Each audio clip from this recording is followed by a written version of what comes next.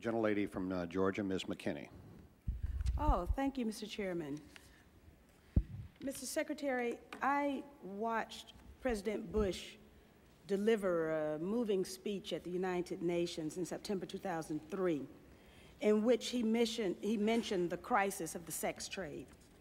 The President called for the punishment of those involved in this horrible business. But at the very moment of that speech, DynCorp was exposed for having been involved in the buying and selling of young women and children.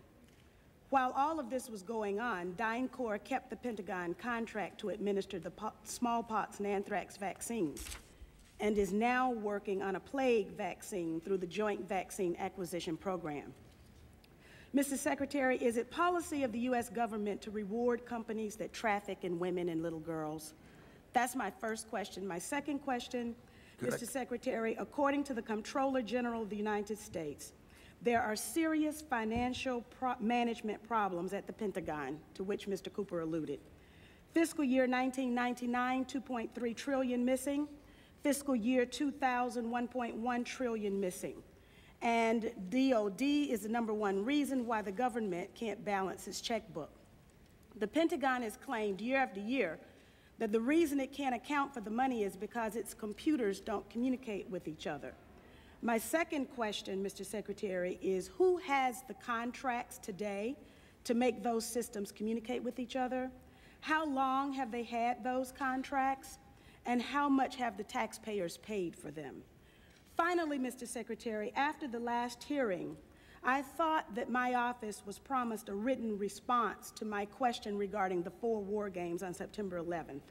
I have not yet received that response, but would like for you to respond to the questions that I've put to you today, and then I do expect the written response to my previous question, hopefully by the end of the week. Thank you, Representative. First, the answer to your first question is no, absolutely not. The policy of the United States government is clear, unambiguous, and opposed to the activities that you described. The second question. Well, how do you explain the fact that DynCorp and its successor companies have received and continue to receive government contracts? I would have to go and find the facts, but there are laws and rules and regulations with respect to government contracts. And there are times that corporations do things they should not do, in which case they tend to be suspended for some period. There are times then that under the laws and the rules and regulations passed by the Congress and implemented by the executive branch, that corporations can get off of out of the penalty box, if you will, and be permitted to engage in contracts with the government. They're not generally not barred in perpetuity. This company was never in the penalty box. If you could proceed to my second question, please. The second question, I've forgotten what the second question was. I think Ms. Jonas knows it. Okay.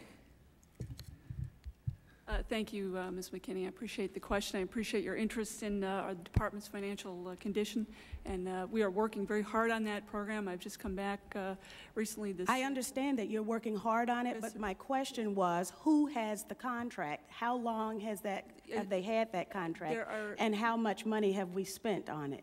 In general, we spend about $20 billion in the Department on information technology systems.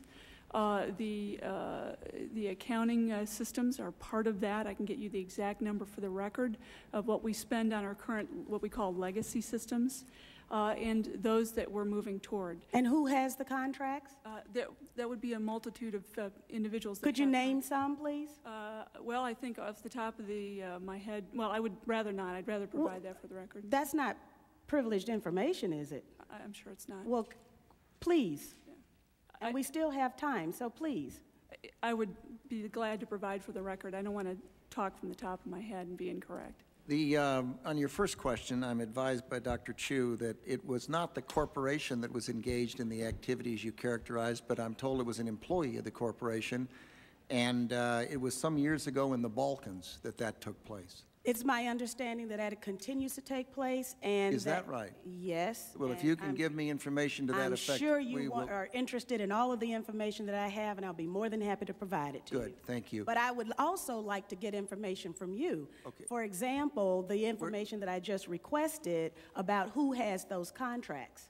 Certainly. Let me assure the gentlelady that we'll make sure that this exchange of information takes place. And Mr. Secretary, if you can get back with us on the DynCorp We will. story, we'll get that to the gentlelady. We'll get Thank you, back. Mr. Chairman. We'll get back on both of the first two questions, but the Congresswoman has raised the other question twice now, and I'd like to have General Myers respond because you mentioned it in the last hearing, and I think it would be helpful to get the answer, even though Okay. we're on red, if you don't mind, Mr. Chairman. General Myers, go right But ahead. I would like to have the answer in writing as well, as I thought my office was promised.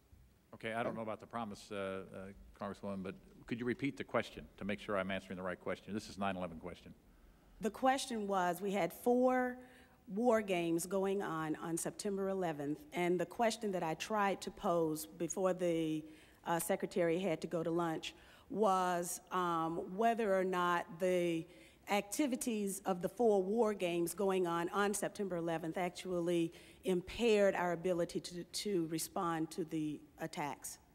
The answer to the question is no, did not impair our response. In fact, General Eberhart, who was then the commander of North American Aerospace Defense Command, as he testified in front of the 9/11 Commission, I believe he told them that it enhanced our ability to respond, given that NORAD didn't have the overall responsibility for responding to the attacks today. That was an FAA responsibility.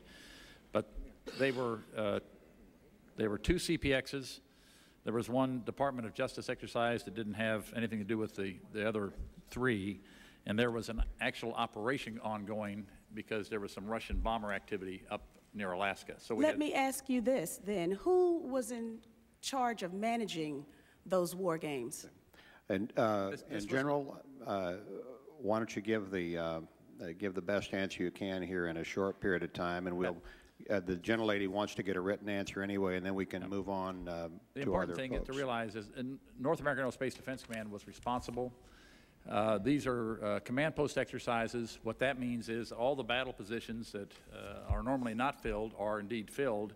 So it was an easy transition from an exercise into a real-world situation. It actually enhanced the response. Otherwise, it would take somewhere between 30 minutes and a couple of hours to fill those positions, those battle spaces, with the right staff officers. Mr. Chairman, begging your indulgence, was September 11th declared a National Security Special Event Day? I'd have to look back. I do not know.